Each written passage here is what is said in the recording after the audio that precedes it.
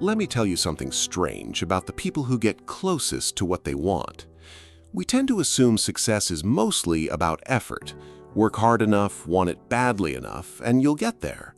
And yet, again and again, people reach the edge of something good, a relationship, a promotion, a finish line, and quietly take it apart with their own hands. You might know someone like that. You might be someone like that. And here's the question that always lingers. Why would anyone work towards something for years only to wreck it right before it arrives? It's easy to assume these people are lazy or scared or just bad at follow-through. But that's not the full picture. Underneath it, there's an entire psychology at play, one that has very little to do with weakness and a lot to do with what the mind is quietly trying to protect. See, for some people, self-sabotage isn't failure, it's control. It's a way of choosing how something falls apart instead of waiting to find out if it will. Because underneath almost every act of self-sabotage is a very old, very human fear. Not the fear of failing, but the fear of trying completely and still not being enough.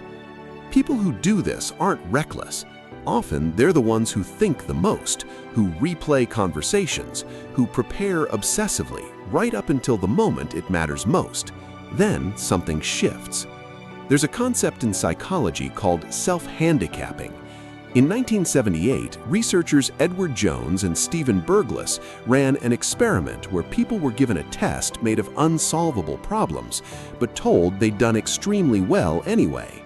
Before a second test, they could choose a substance that would help their performance or one that would hurt it. The people who'd succeeded without understanding why were more likely to choose the one that would hurt them. Not because they wanted to fail, because if they failed the second time, they'd have a reason that wasn't about their own ability. Self-handicapping isn't self-destruction for its own sake. It's a way of preloading an excuse so that whatever happens next, the story about who you are stays intact. When was the last time you were close to something you wanted and found yourself doing something that made it harder and you couldn't fully explain why? But not everyone who self-sabotages is protecting their ego. Some are driven by something else entirely, a kind of exhaustion that has nothing to do with confidence.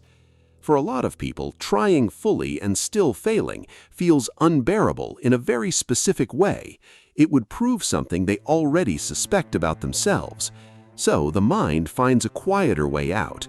Not trying completely means never having to find out for sure.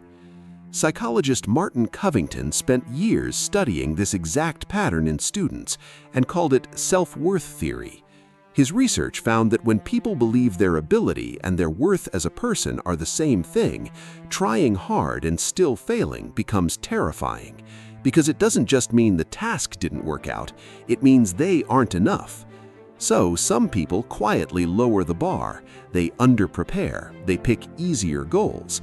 Not because they don't care, because it lets them blame the outcome on effort instead of ability.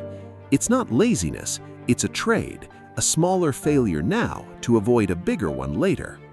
So the first layer of self-sabotage isn't about wanting to fail at all. It's about wanting to control the meaning of failure in case it happens. That's not a flaw, it's a defense system, an old one built a long time before the stakes got this high. But there's a mechanism underneath all of this that has nothing to do with ego at all, and it explains why self-sabotage shows up even in small, everyday moments, not just the big ones.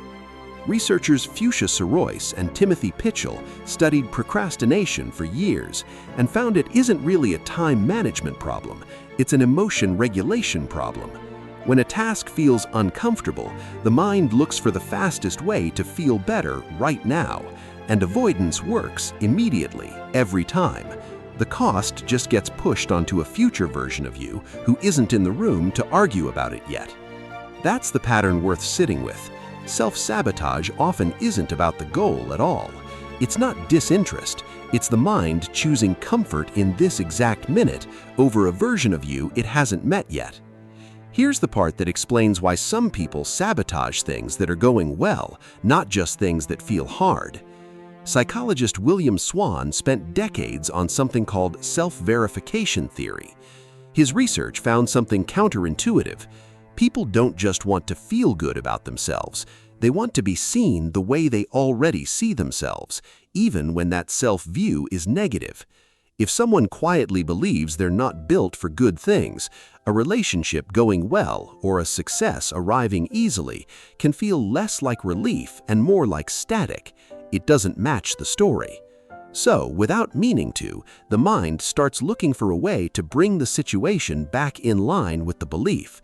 Not because it wants to suffer, because an old, familiar discomfort feels safer than a future it doesn't recognize. And it's worth being honest here. Understanding this doesn't automatically fix it. Even after you can name exactly what you're doing, the pull to do it anyway doesn't just disappear. Some days, seeing the pattern clearly means watching yourself do it again in slow motion. That part isn't a failure either. It's just how deeply these defenses get wired in. So put it all together. Self-sabotage isn't laziness. It's a defense against a fear that's usually years older than the situation triggering it. It isn't disinterest. It's a mind built to protect you from a moment, not from a future. And it isn't proof you don't want good things. Sometimes it's proof you want them so much, some old part of you is terrified of what it'll mean if it doesn't work out. Not a character flaw, a defense system that never got the memo that the danger passed. None of this is a diagnosis, it's just information. And now that you can see the shape of it, you get to decide how much of it still gets to run the show.